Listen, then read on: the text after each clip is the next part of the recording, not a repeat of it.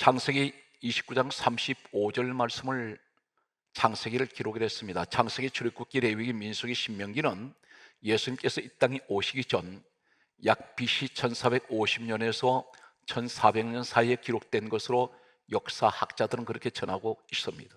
그런데 모세는 창세기 사람이 아닙니다. 출애굽기에 태어난 사람입니다. 그런데 어떻게 창세기 그 내용을 다 알게 되었을까요? 우리가 알고 있는 대로 모세는 시내산에 올라가서 하나님의 부르심을 받고 40일 40일 동안 그곳에 떡도 먹지 않고 물도 마시지 아니하고 밤낮 없이 하나님께서는 40일 40일 80일 동안 모세에게 성경 말씀을 기록하도록 하셨습니다. 모세는 이 말씀을 받아서 내려와서 시내산 아래에서 성경 5권을 기록한 것으로 전해지고 있습니다. 그런데 창세기에 기록된 이 사람은 모세 시대의 사람이 아닙니다. 모세 시대로 얘기한다면 역사를 보게 되면 예수님 오신 지가 2000년이 지났고 예수님 오시기 전에 약 1500년 전에 모세가 이 땅에 생존해 있었는데 모세가 기록한 연대로 따지면 약 3500년이 흘렀습니다. 그 이전에 오늘 창세기 29장 35절에 유다라는 사람이 있었습니다. 3500년 훨씬 이전에 이 예언이 지금 전 세계에 이 유다라는 자손을 통해서 이루어지고 있는 놀라운 광경을 여러분은 목도를 하고 이 사실을 내 눈으로 확인할 수가 있습니다. 다시 말씀드려서 무조건 믿으라가 아닙니다. 냉정하십시오. 감정적으로 듣지 마시고 그리고 냉철하게 이성적으로 논리적으로 오늘 말씀을 접근하시기 바랍니다. 저는 오늘 성령님의 인도하심을 따라서 성경에 예언된 이 유다라는 사람을 소개하면서 전 세계에 흩어져 있는 이 자손들이 어느 정도로 자손의 축복을 누리고 있는가를 소개할 것입니다. 다시 강조한다면 인류 역사가 시작된 이래로 인류의 마지막 때까지 이처럼 자손의 복을 많이 받은 사람은 오늘 본문에 소개되는 유다라는 사람밖에 없습니다. 도대체 어떤 축복을 자손들이 받았는지 3500년 전에 이 예언이 지금 계속되고 있다는 것입니다. 자손의 축복은 진행형입니다. 예수님이 이 땅에 오실 때까지 계속될지 모르겠습니다. 성경 말씀을 소개합니다.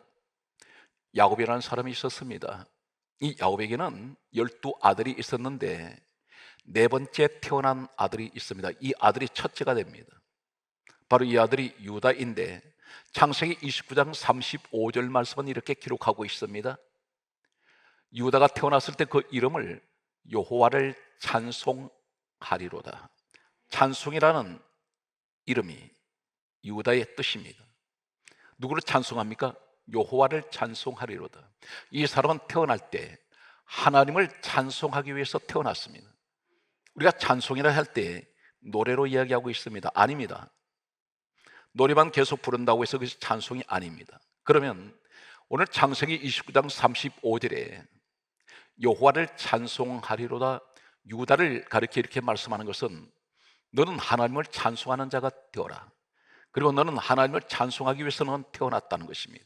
오늘 이 자리에 그러한 분들이 있습니다. 하나님을 찬송하기 위해서 이 땅에 존재하는 분들이 있습니다. 찬송이라 말은 구약 성경은 원문이 히브리어로 되어 있습니다. 강조합니다. 신약은 원문이 헬라어입니다. 그런데 히브리어 원문에 보면 창세기 29장 35절에 여호와를 찬송하리라 이 찬송이 야다입니다. 히브리어 원문은 야다인데 이 야다가 노래가 아니라는 사실입니다. 이 야다는 어떤 똑같은 야다의 원문을 가지고 있는 말씀을 보게 되면 예레미야 애가 3장 53절에 보면 던지다 이 말이 야다입니다. 찬송이란 말입니다. 무엇을 던질까요? 두 가지로 우리가 의미를 찾아볼 수가 있습니다. 하나는 죄 많은 이 세상에 나는 던져진 사람입니다. 죄악된 세상에 하나님을 위해서 태어난 나는 던져졌습니다. 오늘 우리의 모습이라고 할 수 있습니다. 세상은 죄악의 세상입니다. 그런데 던져진 그 자리에 나는 하나님을 찬송합니다. 영광 위에서, 하나님 영광 위에서 나는 세상 가운데 던져졌지만 하나님께 영광 돌리는 사람이 있습니다. 이것이 야다의 의미입니다. 또 한 가지는, 다른 의미는 나는 하나님께 던져진 몸입니다. 다시 말해서 하나님께 맡긴 사람입니다. 하나님께 던져진 사람, 이 의미가 야다입니다. 또 한 가지 야다는 찬송이라는 창세기 29장 35절에 소개하고 있는 이 야다, 찬송은 어디 있습니까? 시편 32편 5절에 보게 되면 내 허물을 여호와께 자복하리이다. 이 자복이라는 말이 야다, 찬송입니다. 이 자복은 회개를 말합니다. 내가 회개할 때마다 하나님 찬송하는 것입니다. 야다하는 것입니다. 하나님 잘못했습니다. 허물을 자복하는 자, 이것은 하나님께 영광 돌리는 사람입니다. 하나님이 얼마나 흐뭇해하시고 기뻐하시는지 모릅니다. 예수님이 이 땅에 오셨을 때 가장 먼저 하신 말씀이 회개하라, 천국이 가까웠느니라. 가장 먼저 하신 말씀이 회개입니다. 회개하는 자를 하나님 불쌍하게 여기십니다. 이 유다 찬송, 이 말은 야다, 던지다, 또 한 가지는 자복하다, 회개하다 뜻입니다. 또 한 가지는 시편 49편 18절 말씀을 보게 되면 이렇게 기록하고 있습니다. 사람들이 나를 칭찬하나이다. 칭찬이라 말이 야다, 찬송입니다. 이 말이 무슨 말입니까? 하나님의 사람인 내가 세상 사람들이나 주변 사람들이 보니 저 사람은 진짜 예수 믿는 사람이야, 저런 사람 같이 예수 믿는다면 나도 교회에 가야 되겠다, 하나님 영광 받으신다는 것입니다. 이것이 칭찬이란 말이 찬송이라는 의미를 가지고 있습니다. 또 한 가지는 시편 75편 1절에 내가 주께 감사하리다. 감사가 야다, 찬송입니다. 던지다, 그리고 자복하다, 그리고 칭찬받다, 한 영광을 받으시는 것을 말씀합니다. 그리고 감사하다, 이 감사가 야다, 찬송입니다. 성경에는, 구약 성경에는 같은 한글의 찬송이라는 이 말씀이 히브리어 원문에는 여러 가지 원문으로 사용하고 있습니다. 오늘 세 가지만 소개하겠습니다. 시편 66편 20절에 보게 되면 성경이 이렇게 강조합니다. 하나님을 찬송하리로다. 이 찬송하리로다, 이 말은 바라크입니다. 야다와 다릅니다. 바라크. 이 바라크란 말이 어떤 것을 의미하고 있을까요? 똑같은 한글에는 찬송인데 내가 하나님을 찬송하나이다, 바라크합니다. 이것은 곧 무엇을 말하냐면 무릎 꿇다, 예배하다, 절하다, 엎드리다. 누구에게? 하나님께 엎드리고 하나님께 절하며 하나님께 예배하는 사람이 바라크입니다. 이 찬송입니다. 이 말씀은 또 어디에 있습니까? 창세기 1장 28절 말씀을 보게 되면 하나님께서 천지를 6일 동안 창조하시고 마지막 날 6일째 날 사람을 지으신 후에 가장 먼저 선포하신 것이 하나 있습니다. 이 복은 보통 복이 아닙니다.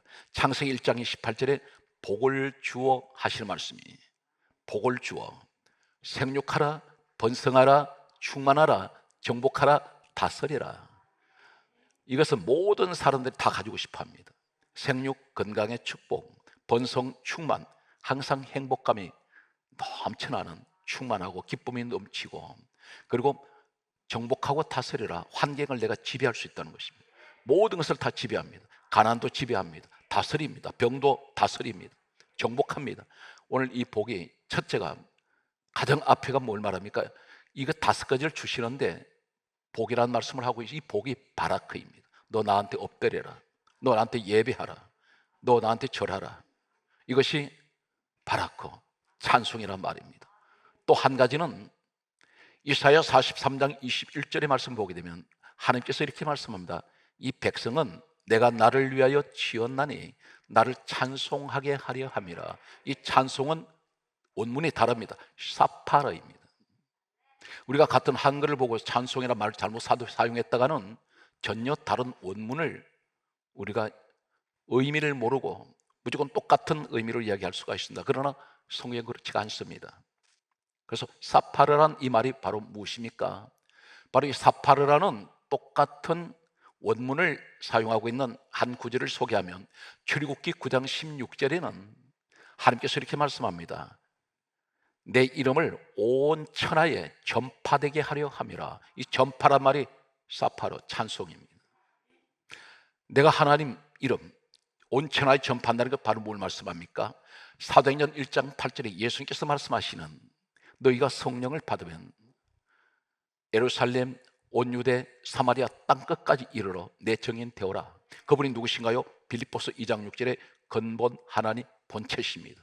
예수님이 근본 하나님 본체가 되십니다. 그분은 창조하러 이 온 세상을 창조하셨습니다. 만물을. 그런데 오늘 이 유다는 하나님을 찬송하기 위해서 태어났습니다.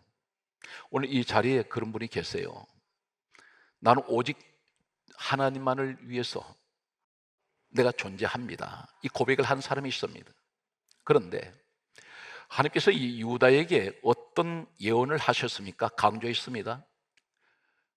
약 3,500여 년 전에 하나님께서 말씀하신 이 사실이 지금 이루어지고 있다는 것입니다. 한두 가지가 아닙니다. 긴장하시면 좋을 것 같습니다. 그런데 이 복이 단순하게 성경이 유다만 받은 것이 아니라 자손 대대로 이 축복을 누리는 사람이 있다는 것입니다. 어떻게 하면? 하나님을 찬송하기 위해서 사는 사람들.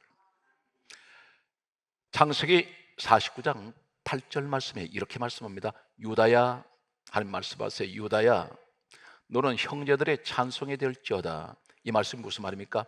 너는 너 형제들 12명, 유다까지 포함해서 12명 가운데 네가 하나님께서 말씀하신 너는 찬송이야.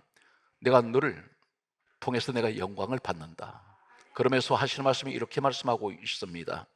창세기 49장 8절 말씀에 하시는 말씀이 너 손이 내 원수의 목을 잡을 것이요. 이 말이 무슨 말입니까? 너를 당할 자 없다. 네가 원수의 목을 잡을 것이다. 쥐어 흔들 수 있습니다. 너를 대적할 자가 없다는 것입니다. 그 권세를 주셨는데 여기서 하시는 말씀이 놀라운 예언을 하신 것이 약 3,500년 전에 이 예언이 지금 세계 각처에서 그 자손들을 통해서 이루어지고 있습니다. 충격을 받을 것입니다. 어떤 분은 그렇게 말합니다. 하나님 계신가 안 계신가? 그런데 오늘 저는 그 내용을 정언할 것입니다. 성경에서 말씀으로만 믿었던 하나님이 너무나 놀라운 이 예언이 이루어지는 것을 우리는 눈으로 보고 깨닫게 될 것입니다. 창세기 49장 8절 말씀에 하나님께서 이렇게 말씀합니다. 유다야, 너는 너 아버지 아들들 가운데서 그들이 너 앞에 절하리로다. 이거 자손들에게 예언을 하시는 축복입니다. 너 자손들 앞에 전부가 굴복할 것이다. 과연 그럴까요? 어쩌다가 한 명이 그럴까요? 아닙니다. 계속되는 말씀을 보면 창세기 49장 9절에 이렇게 말씀합니다. 오늘 성경에서 창세기 49장 9절에서 하시는 말씀은 성경이 강조하는 9절에서 10절 이하에 이어지는 이 말씀은 실로가 오실 것이다. 실로가 누구면 메시아입니다. 예수님 오신다는 겁니다. 이제 저는 여러분에게 전 세계에 이 유다의 이 후손들이 어떻게 지금 각처에서 생활하고 있는지, 그들의 모습은 어떤 모습인지를 소개할 것입니다. 오늘 이 말씀을 들으면서 계속 강조합니다. 말씀으로만 내가 들었던 하나님, 말씀 성경 속에만 계신 하나님을 알았는데 하나님은 수천 년이 흘러도 하나님 하신 말씀은 그대로 이루어지는구나. 이 사실을 믿어진다면 0.01%도 의심할 이유가 없습니다. 어떤 문제를 만났습니까? 어떤 고민이 있습니까?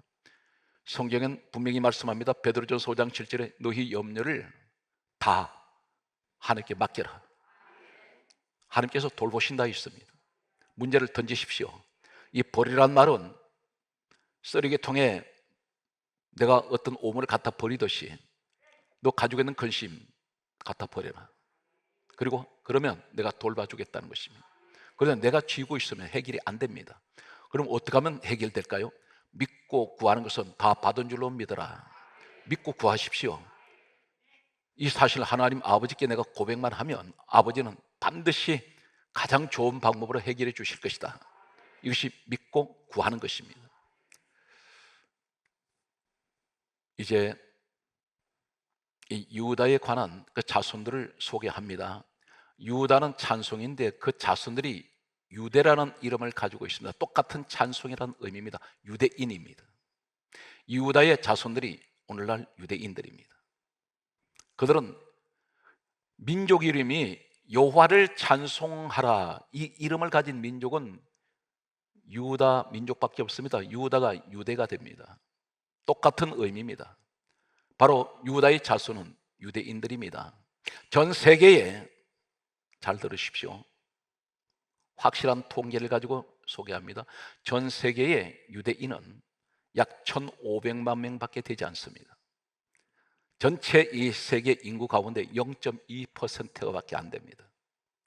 그들의 영토는 우리나라 강원도 면적만은 이스라엘 땅입니다. 그런데 가장 유대인들이 많이 사는 곳이 이스라엘 땅과 미국에 국적을 가진 유대인들이 있습니다. 이 아랍인들은 10억이 넘습니다. 그런데 작은 강원도 땅만한 이 면적에 있는 유대인들을 공격을 못합니다. 건드리질 못합니다.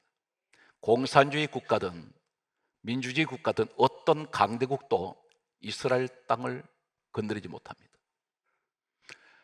학자들은 이렇게 말합니다. 세계에서 가장 강한 군대가 유대인들이 있는 이스라엘 군대라 했습니다. 그런데 전 세계 노벨상을 수상한 사람들이 많이 있습니다. 그 가운데에서 노벨상을 가장 많이 수상한 사람들이 유대인들입니다. 바로 유다의 자손들입니다. 몇 명일까요? 188명입니다. 1,500만 명 다 모아야 1,500만 명밖에 되지 않는 이 유대인, 유다의 자손들 가운데 188명이 현재까지 노벨상을 받았습니다. 분야별로 보게 되면 경제 분야에 노벨상을 받은 사람은 31명입니다. 문학 분야에 노벨상을 수상한 사람들은 15명입니다. 물리학 분야에 노벨상을 수상한 사람은 무려 53명입니다. 또한 의학 분야에서 노벨상을 수상한 사람이 53명입니다. 화학 분야에서 노벨상을 수상한 사람은 36명입니다. 합해서 188명입니다. 세계적인 가장 천재들이 이 유다의 자손들입니다. 탁월한 능력들을 가지고 있습니다. 미국에 정권이 바꿔지고 어떤 대통령이 당선되어도 정부에서 간섭하지 못하는 특별히 독립된 기구가 하나 있습니다. 미국 연방준비제도라는 기구가 있습니다. 이 기구의 의장이 되면 미국 경제 대통령이라고 부릅니다. 미국의 모든 경제를 총괄하는 그곳이 바로 미국 연방준비제도입니다. 이 연방준비제도 이 기구가 창립된 지가 40년이 되었습니다. 그런데 그동안에 15명의 의장이 선출되었습니다. 그 가운데에서 충격적인 것은 미국 경제를 총괄하는 이 총수 의장이 15명 가운데 40년 동안 배출된 15명 가운데 유대인 출신이 11명입니다. 실제적으로는 미국 전체를 움직이는 그 뒤에 있는 손이 유대인들입니다. 세계 억만장자들, 최고의 재벌들, 억만장자의 놀라운 통계는 40%가 유대인들이 가지고 있습니다. 다시 말씀드려서 억만장자 전 세계의 약 30% 이상이 바로 유다의 자손들이라는 것입니다. 다 가지고 있습니다.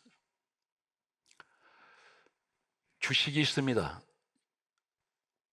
현대인들은 주식에 대해서 많은 관심을 가지고 있습니다. 그런데 이 주식을 최초로 개발하고 만든 사람이 유대인들입니다. IMF 기구가 있습니다. 이 IMF 기구를 최초로 개발하고 만든 사람들이 유대인들입니다.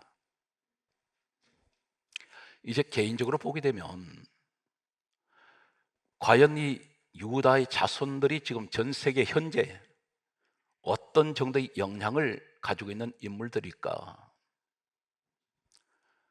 크리스토퍼 콜럼버스가 있습니다. 대탐험가입니다. 이 사람이 유다의 자손 유대인입니다.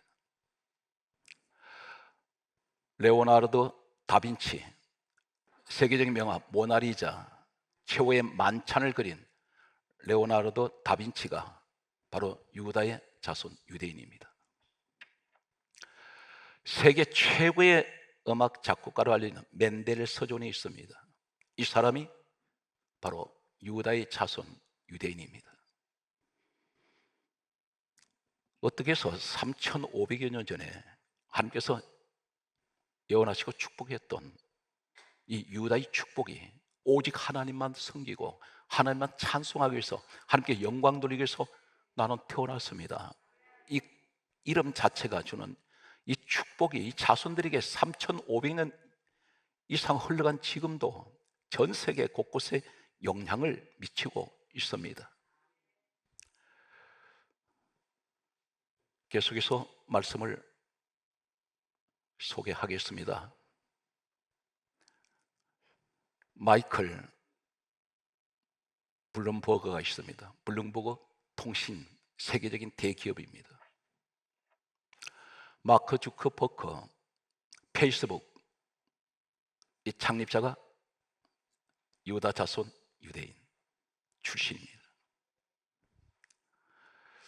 마커스 골드만이 있습니다. 이 사람이 세계 최대 기업을 세운 것이 골드만 삭스 최고의 경제 기업입니다. 이 사람들이 전부 유대인 유다의 자손들입니다. 세계 최고의 천재 피아니스트 쇼팽이 바로 유다의 자손 유대인입니다. 스티븐 스필버그 세계 최고의 영화 제작자로 알려져 있습니다. 이 사람이 바로 유다의 자손 유대인입니다. 우리가 쓰고 있는 스마트폰, 우리가 가지고 있는 그 폰 가운데 바로 스티븐 잡스 애플 창업자가 바로 이 사람이 유다의 자손 유대인입니다. 빌 게이츠가 있습니다. 마이크론 소프트 개발한 기업의 창업자입니다. 이 사람이 바로 유다의 자손 유대인입니다. 하워드 슐츠가 있습니다. 이 사람이 바로 스타벅스 세계적인 대기업으로 알려져 있습니다. 이 사람이 바로 유대인입니다.